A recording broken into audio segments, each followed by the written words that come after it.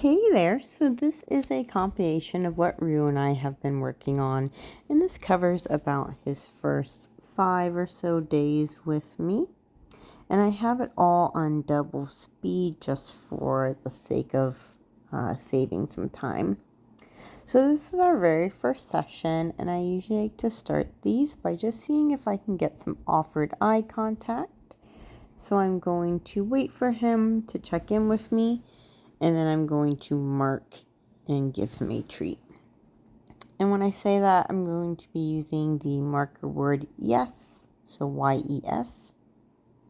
And in addition to this reinforcing eye contact, it's also a great way of establishing that marker word.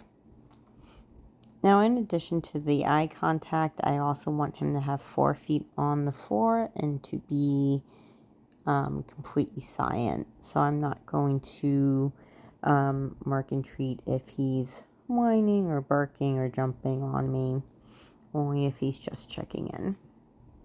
Once we get some eye contact done, I'm going to start doing a bit of a hand touch or a hand target.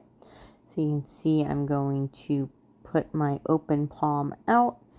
Most dogs, like Rue, are just going to go up and touch it. As soon as he touches it, I'm going to mark and treat. And then for both the eye contact and the hand touch, I want to start moving around a little bit so that he has to change direction or choose distance to make that eye contact or do that hand touch. And so usually I'll help reset or get a direction change by tossing a treat out. And when I toss a treat out, I'm going to say find so that he knows that that's a treat that he can go find and eat. And then I will re-prompt the hand touch. For eye contact, I usually just use his name. So I'll toss a treat out and then just say Rue. And that way I'm pairing his name to looking at me. And the name becomes eye contact. Now, once I start to get some more distance, I want to also add in a recall word. So here you can see I'm kind of tossing the treat out a little bit farther. And so then I'm going to say his name to indicate that I'm talking to him so he can make eye contact. But then I'm going to say come for that recall word. I'm going to keep the distance pretty short today, and we're going to work on building the distance over the course of his board and train. I then wanted to go into a sit. I wasn't sure if he already had a verbal sit or not, so I'm just going to see if I can ask him to sit and if he will respond ready. And he was having some trouble with that. So I'm going to go back to using kind of a hand signal or a treat there, and then pairing that with the verbal for sit. So you'll see me kind of doing this bit of a Mamma Mia hand signal or kind of holding the treat above his head, and that's just to help air him into the sit position. And as soon as his butt's on the ground, I'm going to mark and give him the treat. So first I want to establish this as a pretty fluent behavior do-it-there. So just using that treat to guide him in the direction that I want. And then once he's good about getting in that direction, I can start to fade there. So that means I'm going to take the treat out of my hand and just use the hand signal. And once I've gotten some good patterns from the hand signal, that's when I'm going to add in the verbal for sit. And that'll look like me saying sit and then pairing it with the hand signal. We definitely don't get there today, and that's okay. I'm fine with keeping the treat in there until he has a good fluent behavior on that sit. And then we can move on from there. I'm going to switch gears a little bit to a down. Now, sometimes I'll try to just capture a down as a way of teaching it. But for right now, he seems to get, so capturing involves waiting for the behavior and then marking and treating once that behavior is completed. But Rue seems like a little bit of a sensitive guy. And so whenever I would wait, he would get kind of nervous from the lack of information being delivered. So I'm going to try just giving him a little bit more information by during this position instead. So I will usually first get him into a sit, mark and treat for that sit, and then I'm going to put a treat right up to his nose. Very slowly move that treat down so that it's between his 2 feet. And then once he moves into the down position, I can mark and treat for that nice down. And usually I'll do a few treats rapidly in a row just so that we're reestablishing the behavior that we want. I'm letting him know that that's correct, that it was going to be a down.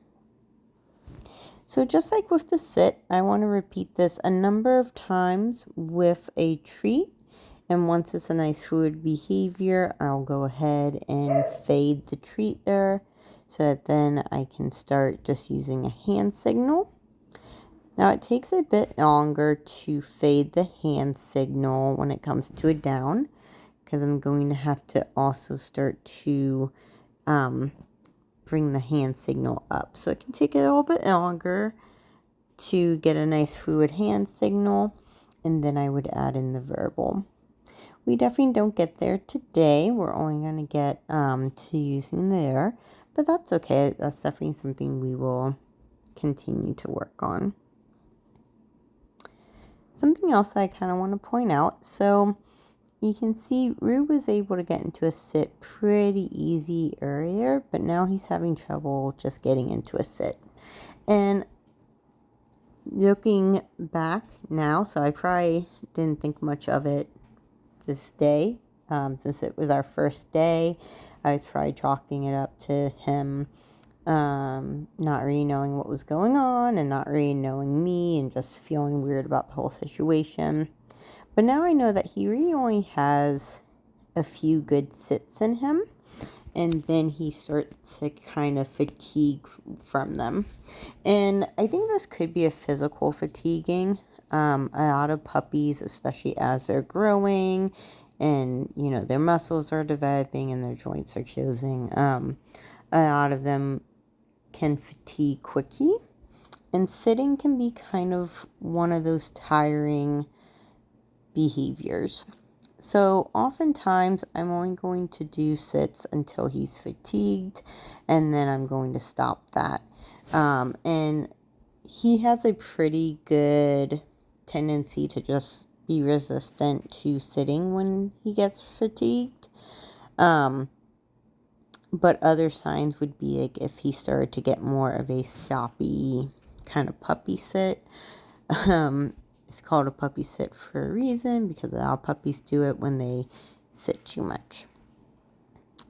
And because of that, I really like to get the down on a good cue as soon as possible because I'm often going to use a down for a puppy more than I will a sit, just because it's going to be a little bit less tiring, especially if it's something that I'm asking them to maintain. So I wanted to move into just starting some UC heel walking. So my first step in teaching this is teaching a return to heel position. So I'm going to face Rue, and then I'm going to use a treat to tear him to my side, then do a little bit of a do-si-do so that he's facing forward with me again, and his shoulders at my knee. And once he's in that position, I'm going to mark and treat. We're going to practice getting into that position a few times, and then I'm going to start just pivoting 90 degrees at a time. And my hope in this is that he will follow me. So basically I prompted him into heel position, then I'm going to pivot 90 degrees, and I'm going to wait for him to kind of find that heel position again. And then once he finds that heel position, I can mark and treat for finding it. And then I'll pivot 90 degrees again, And once he finds that heel position, I can mark and treat. So I really like to teach a place behavior, and so I wanted to introduce the place to him this very first day. And so since it's our first day, I'm not going to be doing any persistence of the place behavior, but I want to start getting him familiar and comfortable with the bed that I use for place. So this is an elevated cot, and a lot of dogs are kind of suspicious of this, and Rue was a little bit weirded out by it at first. So I just practiced tossing some treats onto the bed and then off and then on the bed again. You can see after a while he started to get comfortable and confident enough to get all the way on. Once he has 4 feet on, I'm going to rapidly treat him. And then I'm just going to say free and use a beckoning motion to release him from the place. So this is the next day, and I'm going to start off the same way with just kind of asking for that eye contact with his name, and then asking for some hand touches. And I'm going to be moving around a little bit more so that he's just having to reorient towards me more than he did the day before. This is just me kind of gradually making it a little bit more difficult for him. But he's doing a pretty nice job. So we're going to move into sits. And with the sits, I'm going to be using a hand signal to see if he can make the jump to that. And as soon as he gets into the sit, I'm going to mark and treat from being in a sit. Now you'll notice initially I'm going to be doing a lot of these sits while I'm facing him, which is a great way to start. But I also want him to be able to sit if I'm, and particularly be able to sit on cue if I'm not necessarily facing him or if he's in a different position compared to me. So you're going to see me also kind of asking him to sit while I'm diagonal from him, or while my back is turned, or maybe while I'm kneeling down, just trying to make sure that we're proofing and generalizing that behavior well. And if he's having trouble, then I know that I've gone too fast, and then I need to take a step back and go to just facing him and making sure that he understands it from that position before moving on to the next. And this is going to be true when I start proofing the behavior as well. So making sure that he knows a sit versus a hand touch or a recall. If he was having trouble, then I would just go back to practicing one skill at a time. Like I'm kind of starting with. So we're going to practice these sits for a while. After each sit, I mark and treat for him completing the behavior, and then I reset him by tossing a treat out, and I'll say fine so he can go get the treat. Sometimes he has a little bit of trouble finding it, and I have to point it out to him. So we're going to go back to touch for a little bit because I also want to work on some recall. And so I like to use Rue come for his base recall, but I will also sometimes say Rue touch and use my open palm for him to kind of do a recall by touching. So that's one of the many great uses to a hand touch, is being a recall word. Now right now I'm just establishing the concept of coming back to me, either for that hand touch or when I say Rue come. And so as soon as, if I'm doing a recall with Rue come, I'm going to toss out a treat for him to find. And then I'm going to say Rue come.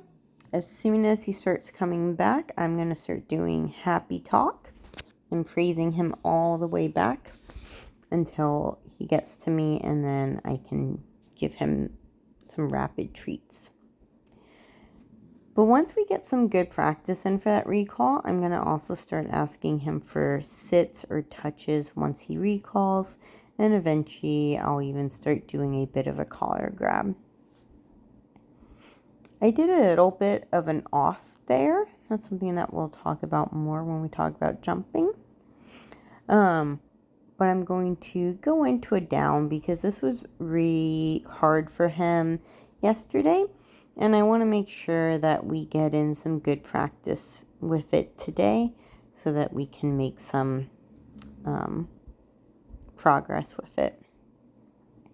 So I still have the treat in my hand, using it as a dare, but I am also trying to move my hand into what I want to be the hand position or the hand signal for this cue.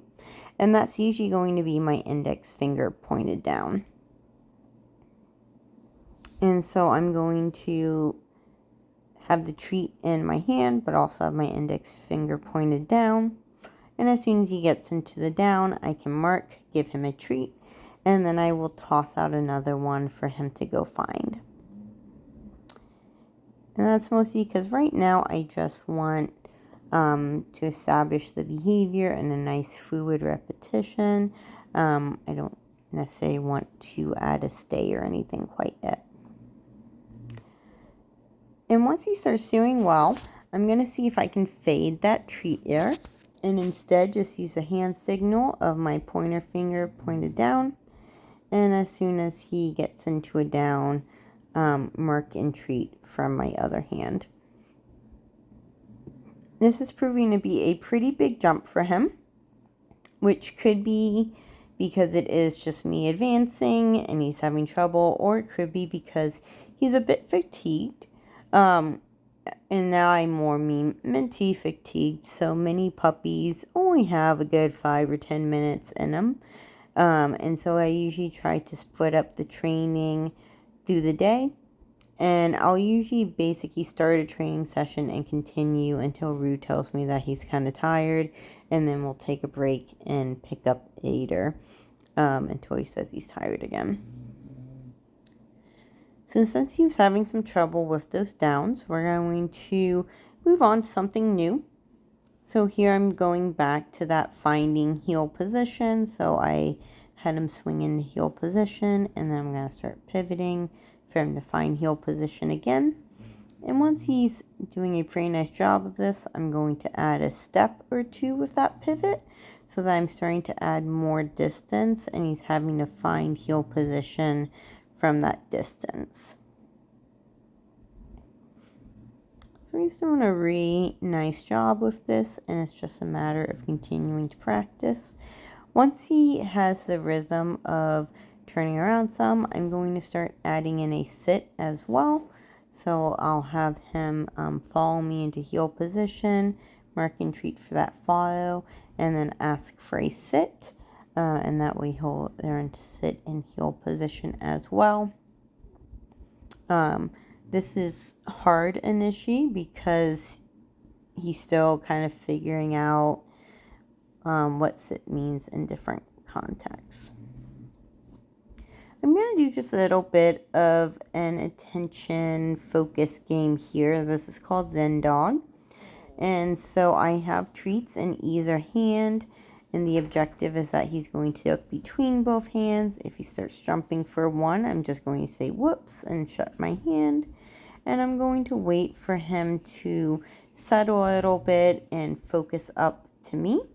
And then mark and treat. So this is a good focus getting game because it just encourages focusing on me instead of the treats between my hands. So I usually find it to be helpful when I need a little bit of extra focus from the dog. He definitely is having trouble with it though. He either doesn't realize the treats are there, or then the treats are too much there. And if at any point he jumps, I'm just going to disengage from him a little bit.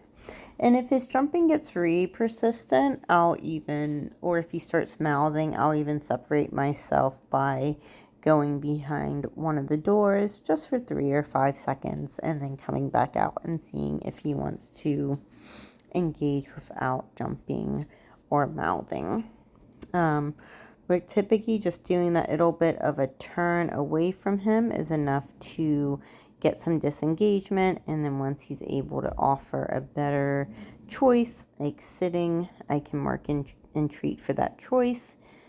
And then particularly once he's able to then also check in with me by looking up at me, I can mark and treat for that check-in as well.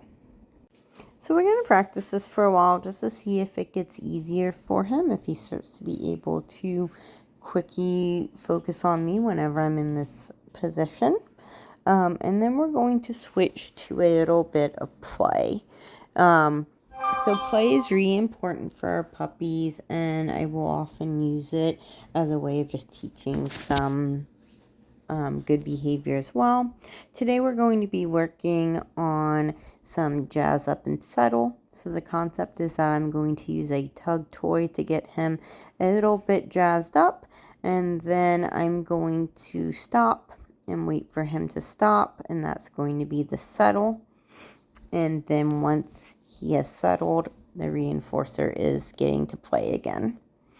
So you can see I'm starting by getting him a little bit excited, and then I'm going to stop, 2 hands at my core.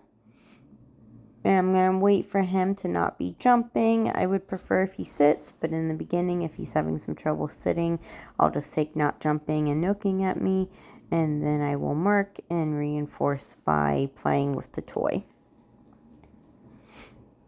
And as we continue to practice this, I'm going to slowly add duration to that jazz up.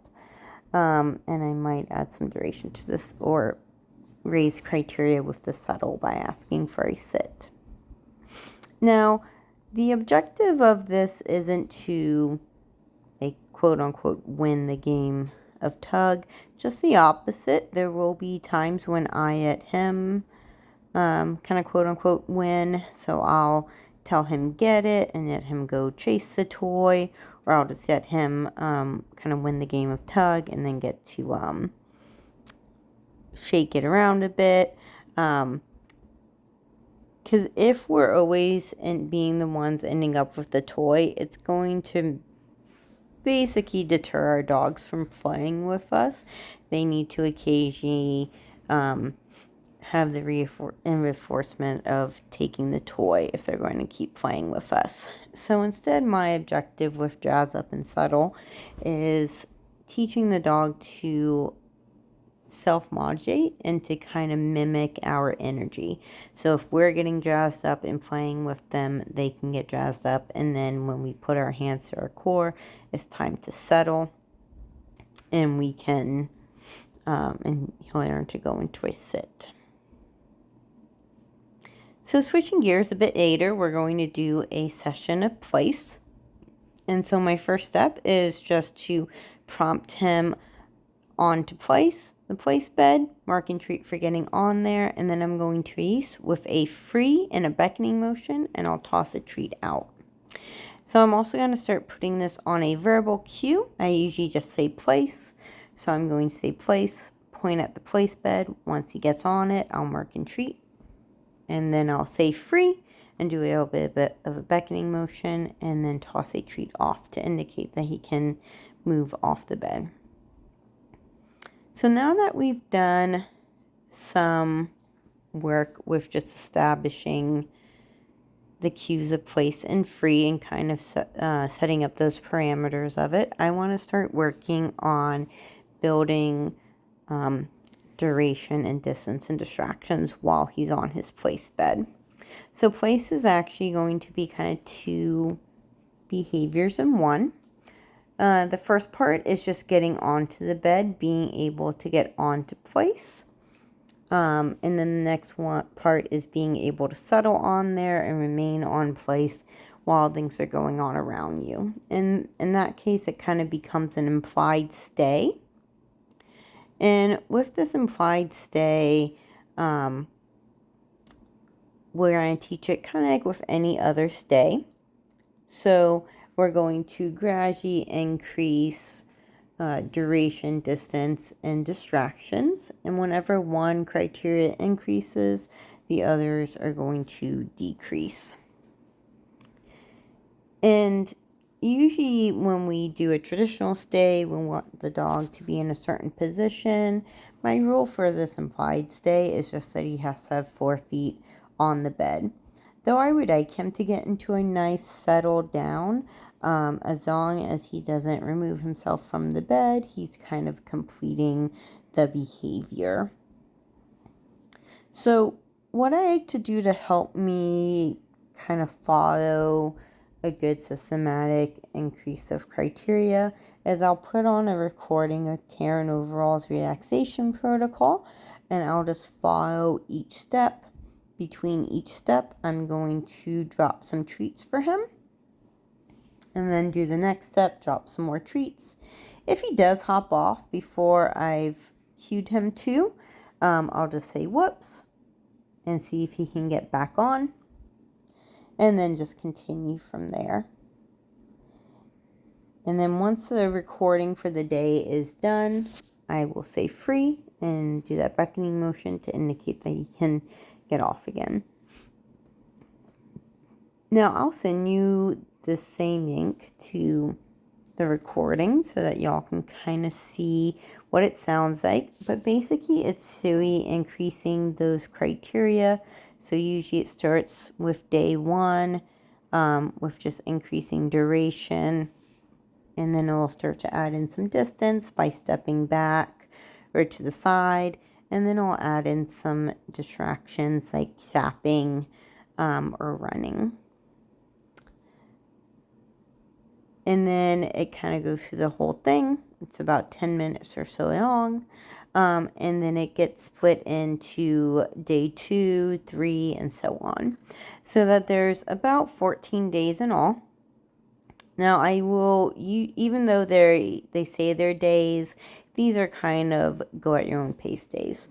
So I really want him to have a completely successful day before advancing to the next one. So this is day 1. And if he was to get off his place at any point, that would be breaking his place before I had released him, and that would mean that we would replace day 1 again. Now I will say Rue might be the best at place I've ever seen. He gets through day 1 without a single mistake, so tomorrow we'll be doing day 2. After place, I just want to go back to working on those downs some more. At this point, he's had a bit of a break since when we were working on it earlier. And you can see now he's able to focus a little bit better. He's still having trouble figuring out that hand signal without the treat. But he's at least able to focus a bit better now that he's had a little bit of a break. A lot of times that relaxation protocol, once the dog starts to realize that they can settle with it as well, that settling, relaxation, meditation sort of thing can also help bring up some focus and help with resiliency. So between the break and the relaxation protocol, he's doing a lot better with his downs during this part of the session, but still having some trouble connecting the hand signal to the treat there. So it's something that we're just going to keep working on until it becomes a nice fluid behavior. And then once he's really good at responding to that hand signal at ground level, I'm going to increase that hand signal ever so slightly so that we can start to raise the hand signal and actually hand signal from standing instead of having to lean down the whole time.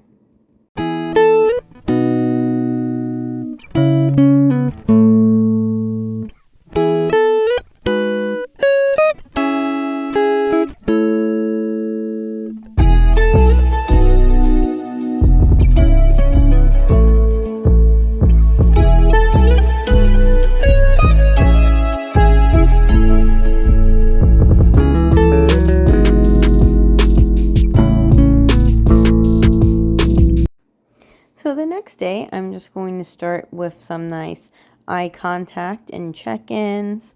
I'm going to be pairing it to his name, just so that we can get some good attention. He's pretty excited today. He's going to do some jumping up. So I'm also just reinforcing him for not jumping. This can be really crucial when we're working on jumping, is remembering to reinforce anything that's not jumping. So anytime he approaches with 4 feet on the floor instead of jumping up on us, that's a great time to just mark and treat. And with that, I can start doing some recall and hand touches as well. The hand touch is always going to be at his nose level, which also makes it a great way of mitigating jumping, because if he's going to touch something at his nose level, he's not going to be jumping. And the recall also just makes for a nice way of practicing approaching us without jumping. And especially this can be hard for a lot of dogs because they get excited during their recall, which is partly because I make it a pretty exciting thing. I really want recall to be fun and exciting and for them to really want to come back to us. And because of that, sometimes our dogs will get excited during recall and they end up jumping on us when we get back. So I want to make sure that I already have a treat at his nose level once he gets to me, so that he doesn't get excited and jump up. Instead, he already has treats being delivered or falling on the ground to keep him having 4 feet on the ground.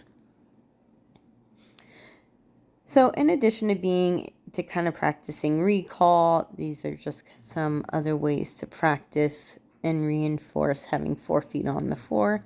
You can see that one was particularly hard for him. He had seemingly forgotten what the hand touch was and was instead jumping up. And this brings a little bit of a discussion on jumping. So oftentimes our dogs jump because they're excited and they're wanting to see us and they're just kind of expressing their overexcitement. And that can often, like I was saying, when I do the recall, I'll often have dogs do it for that reason. Or, when you first come home or first thing in the morning when you get up, these are times when you might see that excited jumping. But you may notice that Rue was doing a lot of jumping there when I was waiting for a hand touch, and that wasn't really excited jumping. That was almost more appeasement jumping or reassurance jumping. So sometimes you'll see dogs, when especially our sensitive dogs who get easy nervous or overwhelmed, that they do this more grappling jumping or loss of motor skills jumping, and that's because they're kind of looking for appeasement and reassurance about what's going on. So right then when I was asking for the hand touch, he was kind of confused about what I was asking for, and his reaction to being confused was doing that kind of appeasement reassurance jumping. And so I needed to kind of, or criteria, remind him what the hand touch was and what it was that I was looking for, instead of the jumping. And so this is also why, I mentioned earlier I wasn't going to be doing the capturing with him. And it's because when he's not getting that feedback and he's not really sure what to do, it makes him a little bit nervous, and then it can result in that kind of nervous jumping. So just something to be aware of if you're in a situation where something might be happening that's making him nervous and he starts jumping. We don't actually need to work on the jumping in those moments. We need to work on reassuring him and resolving whatever it was that's kind of eliciting that jump. In this case, it was knowing the criteria of the hand touch so that he was able to figure out what it was that I was asking for. And oftentimes a hand touch, if I want to kind of give the dog a hint on what I'm looking for, I'll usually rub some treats between my hands and then represent my hand. And usually they then come up for a sniff because it smells like treats. And that's how I can kind of get that behavior from them. Sometimes if they're really having trouble, I'll tuck a treat in my hand so that way they end up targeting my hand for the treat.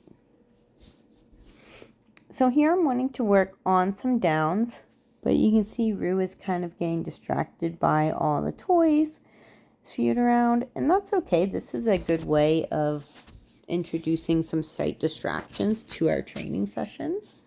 So usually when we think about generalizing behaviors and starting to add in distractions, we often think about adding distractions by going to different places. And that could be as subtle as just going from inside to the backyard. But sometimes that can even be too much for our dogs, just going from inside to the backyard. The backyard can be too distracting. So then we can start to add in some things inside that can be a sight distraction. So that could be toys spread around, or the TV on, or someone else in the room while we're working. Just adding some nice subtle distractions. So we're going to do some sits and downs here with the added distractions. And he's definitely having some trouble with them today. But I'm going to see if with the improvements we've been making, if I can maybe start to add a little bit of height to that hand signal. So you can see I'm going to try standing up instead and doing a whole bend over for that hand signal. And I'm going to have the hand signal just slightly elevated. So instead of pointing all the way to the ground, it's now like an inch or two off the ground. And that may not seem like a big difference, but that can be how kind of subtle and slight you have to be about it sometimes, just to ensure that our dogs know what to expect and can make the jump from one hand signal to the next. And you can see he's starting to pick up on it, at least with the repetition of the behavior, which is great. It means that I can continue to raise the hand signal on this down.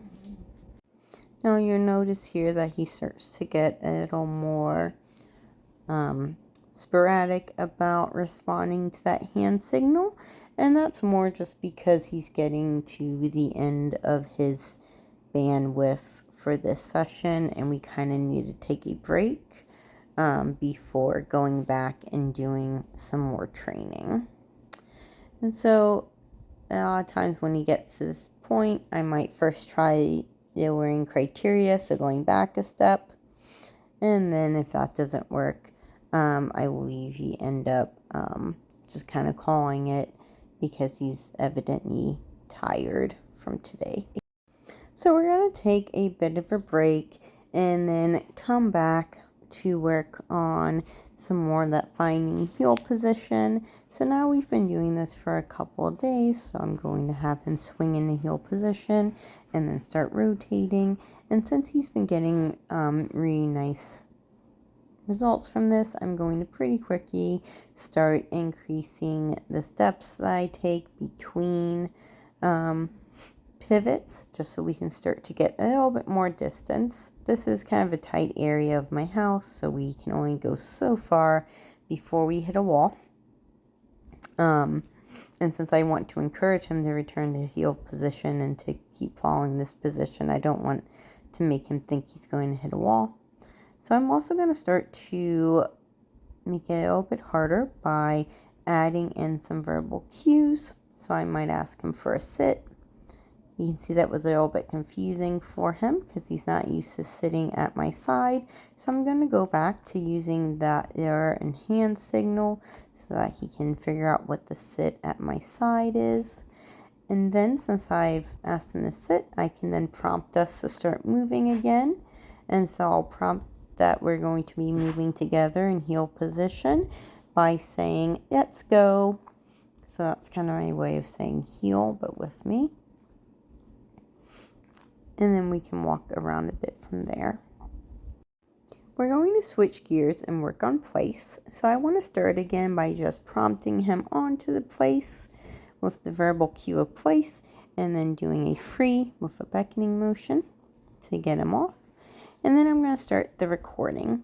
So since yesterday we completed day 1 with no mistakes, today we're going to be going on to day 2. And so this just adds some extra distance and distractions, but the same kind of rules apply.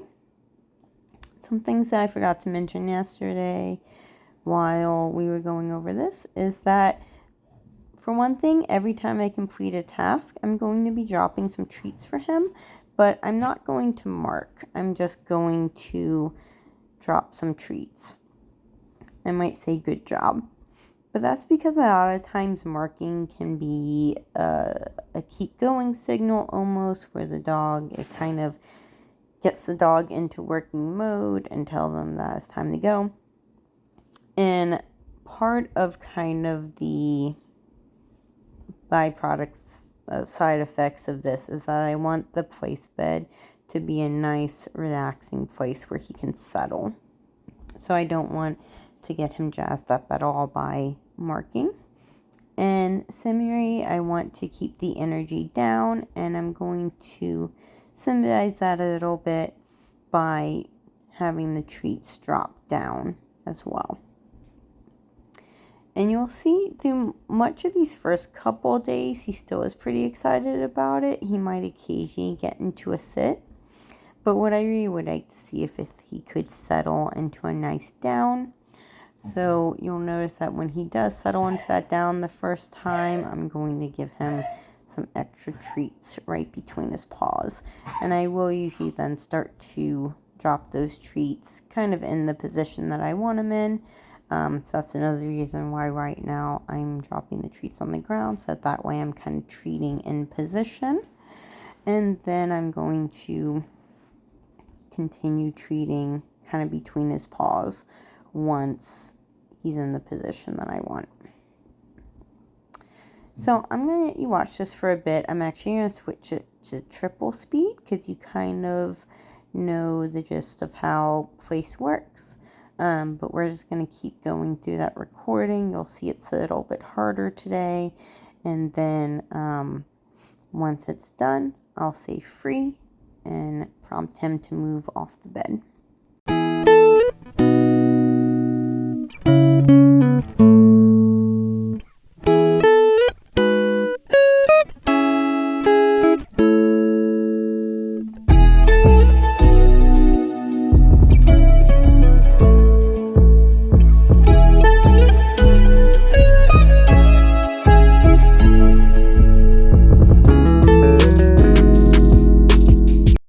For a bit of a break, I want to do some more play, but now instead of jazz up and settle, I want to do some two-toy play. So I have these 3 nearly identical toys. They all have little squeakers. They're all kind of soft but kind of stick-like. And so what I want to do is toss one out with the other ones behind my back. He's going to go get that one, and then I'm going to encourage him to bring it back by squeaking the other ones. And then once he brings it back and drops it in front of me, I can reinforce by tossing out the other one. And this is hard for him, and he's showing some interesting behaviors with it. So you probably notice right away that he is I'm having to re-encourage him to come back. He would prefer to stay back and just hang on to the toy. And I don't want to then toss out the other one, because then I will have lost that one. So I really don't want to give up the toy until he's brought it closer to me and has dropped it, which can take some extra patience for me and also some extra fun encouragement. So you'll see I'm showing him the other toy, I'm squeaking it, I'm kind of patting it on my egg, just making this an exciting thing so that I can encourage him to bring it back. And then once he's come back with it, I want to continue to squeak and show him the other toy until he drops the first one, and then I can toss it out. Now in time, I can use this as a way to drop it on cue, but I'm not going to do that yet because I really want this to be a fluid behavior before I try to put it on cue.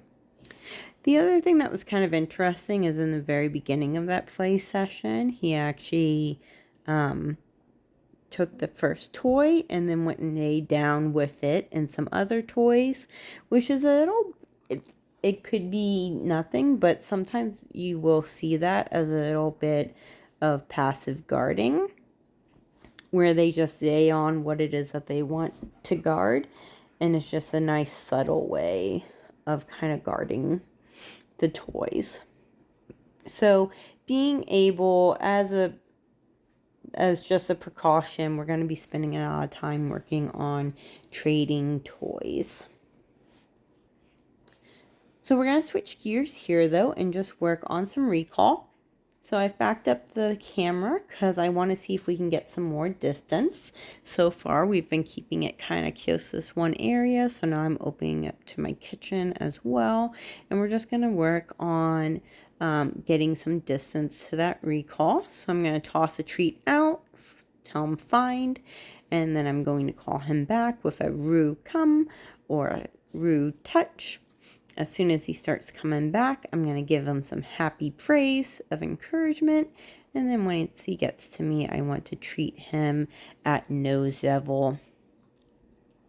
Once we have some good repetition of those touches and recall, I also want to start asking him maybe for a sit, or I'm going to practice a collar grab, which is when I say grab and then go towards grabbing the collar. These are just things that we're going to commonly ask our dogs to do or put up with after we recall them. So I want to make sure that we've practiced that so it's not weird and new when we have to do it in real life. Along those lines though, I'm going to make sure that he's found and ate the treat before I call him back, because as a general rule, we don't really want to call them back from something that we can't be funner than.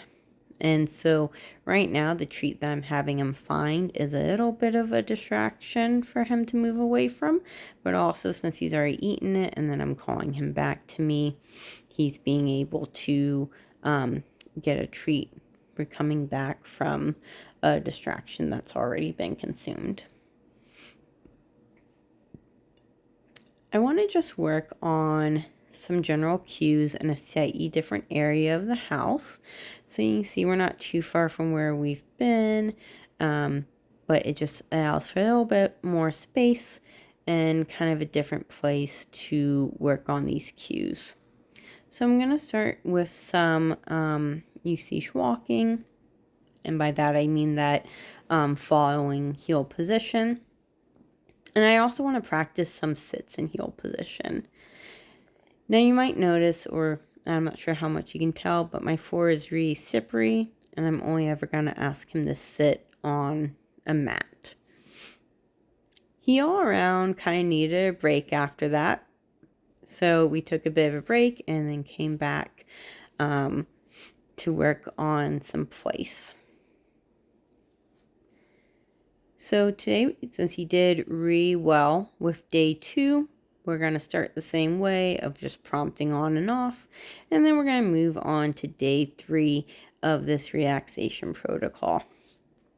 And this is just because he's been doing really well at progressing through it without any mistakes. So I can go ahead, prompt him to place, and then hit play.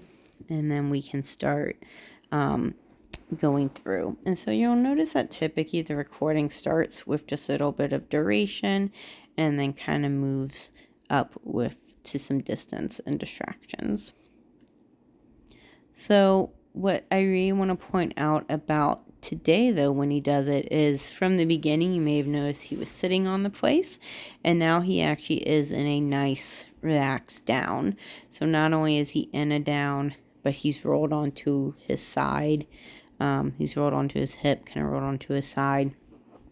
He's still following me with his eyes and kind of looking around, but he's able to do so in a nice settled position, which is perfect. That's kind of the side effect that I'm really wanting to see from this practice, is his ability to settle into a nice down in between the treats and the different things that change.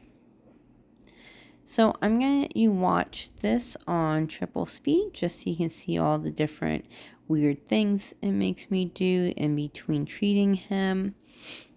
Now this is around the time when it starts to get a little bit cramped. So it's actually asking me to walk X number of steps left and right. And sometimes I end up just running into the wall and continuing to pretend to walk. So right there, he made a bit of a mistake. So I'm just going to say, whoops, wait for him to get back on. And then once he's on and I can complete another task, I will then go back to treating.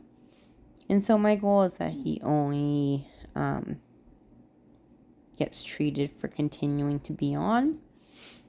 And I will say, though, that was a mistake. I think I also had bounced a treat off the bed, and so he just went down to get a treat and then got back up, which I always feel bad when I'm kind of the one who messes up like that and does it, because you'll see he doesn't make a mistake for the rest of the time.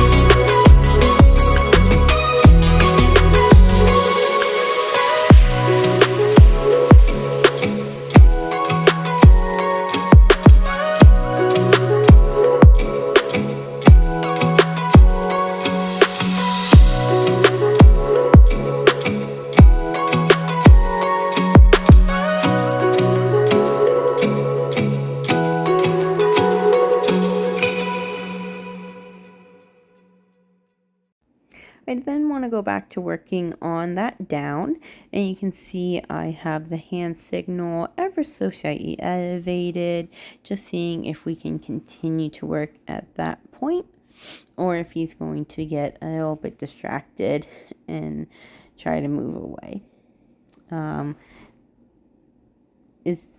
I will say he has some trouble. I'm not sure if it's with the stamina of keeping going, or if he just gets distracted easy.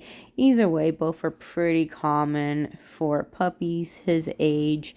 So it's just a matter of being patient and persistent and kind of practicing when they're in the right mind state to do so, which does mean that oftentimes we'll end up having multiple short sessions throughout the day instead of one long one. And a lot of times this can be easier to fit into your schedule because it's just 5 minutes here and there. And then he gets to have a break from it. So this is the next day, new session. And I'm just going to start by doing some eye contact and sits and hand touches. Basically, I want to kind of proof these behaviors. So proofing his name versus sit versus hand touch. Since we've been practicing each individually, I want to now kind of alternate between them to make sure he's able to differentiate between each one. And so this is a good way of also just starting our session, making sure he has his head in the game and can focus a bit. And they also all encourage a nice polite greeting and not jumping. What you'll also see is that oftentimes I will repeat a well-known cue, because this can also help boost our dog's confidence, and because it's basically they're getting to practice something that they already know pretty well, and so then they feel kind of confident about being a little challenged or trying something a little bit harder if they know that they're able to do these well-known cues easy. So you'll often see me later on that sometimes I'll just ask for a hand touch or his name or a sit, because it's a behavior that we've practiced a lot. It has a strong reinforcement history, and since he knows it well, it might help boost his confidence in between sessions of cues that he doesn't know as well, or when introducing a new concept. So I'll usually introduce a new concept and then practice a behavior that he already knows well as kind of a confidence booster. We're then going to move into that finding heel position and just kind of waiting for him to find heel position and then continuing on. I do want to start adding some extra cues, so I'm going to add in that sit and heel position. And then when we're moving again, I'll say let's go. I usually use let's go as my verbal we're walking together. I usually have a nice visual for this as well. It's usually going to be my hands at my core, but then I'll say let's go, and that indicates that we're moving together. And then typically if I change direction, especially if I make a 180-degree turn, so do a little U-turn, I'm going to say this way. Versus if I'm turning to right or left, I will usually give the dog a heads up of which way I'm turning by saying right or left. And so this can just be a good way of keeping our dogs engaged with the leash walking experience, because they're having to keep an ear out for what we're going to do next. And it also just helps them predict and know what it is that we're about to do and ask of them. So the main ones you're going to hear me use are the let's go to indicate that we're walking together again.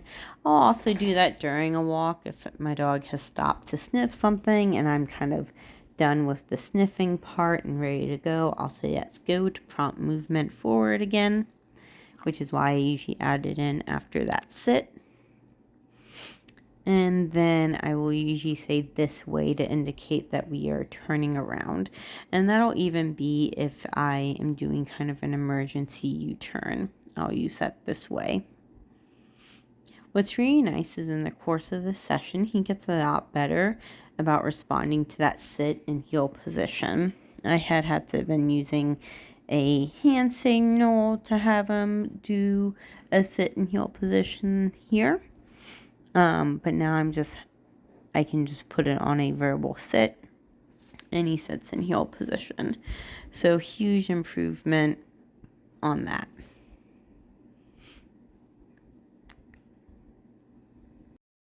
But since that was a little bit of a new concept, asking sit from heel position, I want to go ahead and bring it back to just a simple sit in front of me so that he can get that nice confidence boost of doing a behavior that he's familiar with.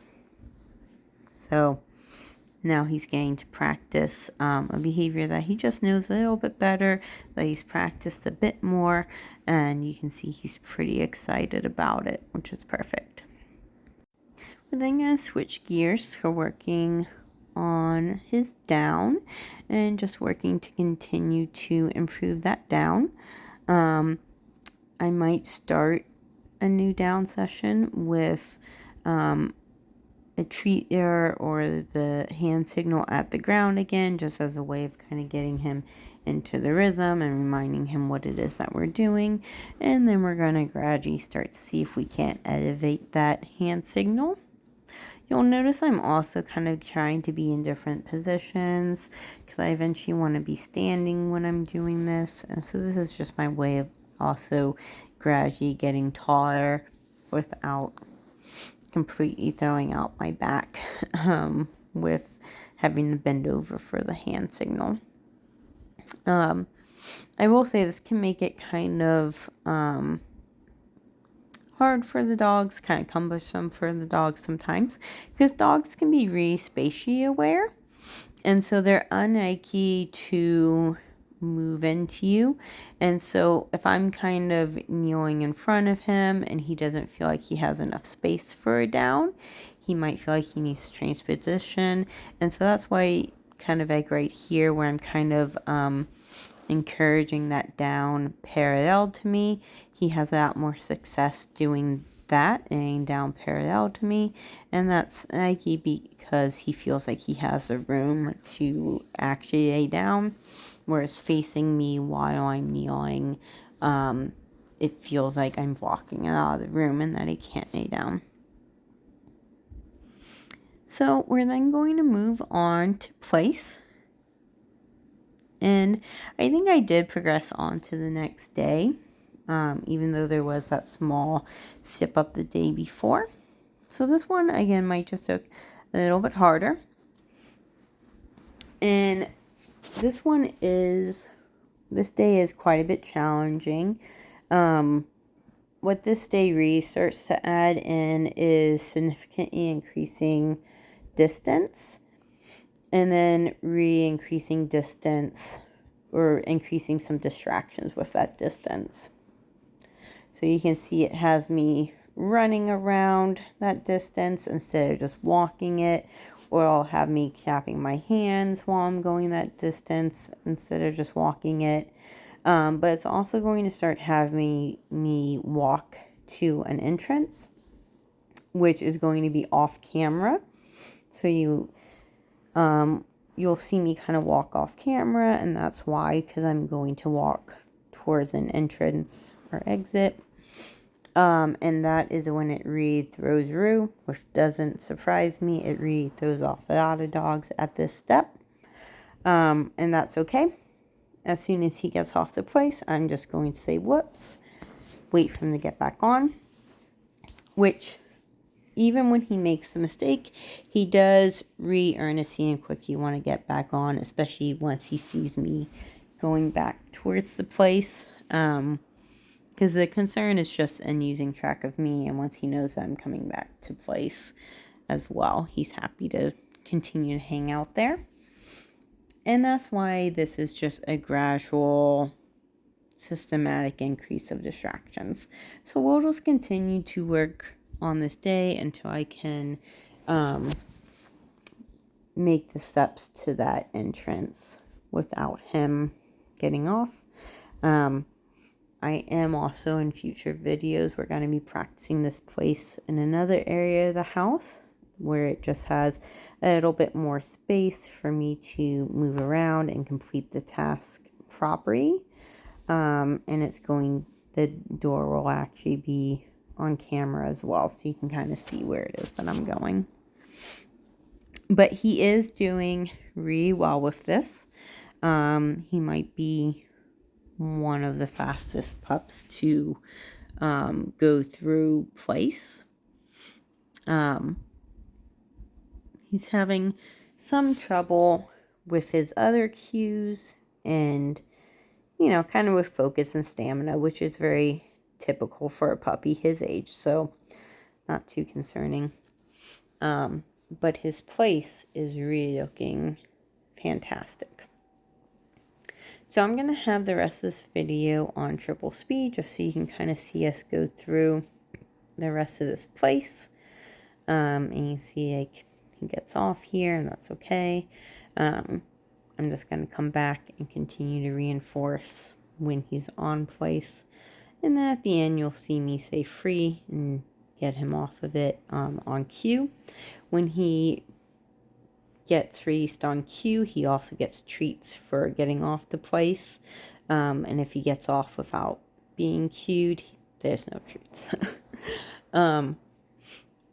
You'll also notice that once we're done with practicing a session in place, I usually pick the bed up. And that's because at this point he's been getting a lot of reinforcement for being on the bed.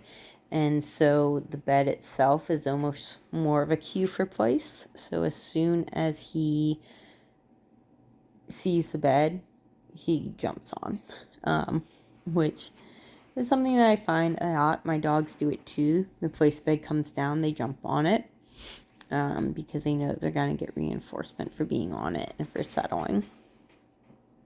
So that's why I do always pick up the place bed, especially when we're first starting to work on it.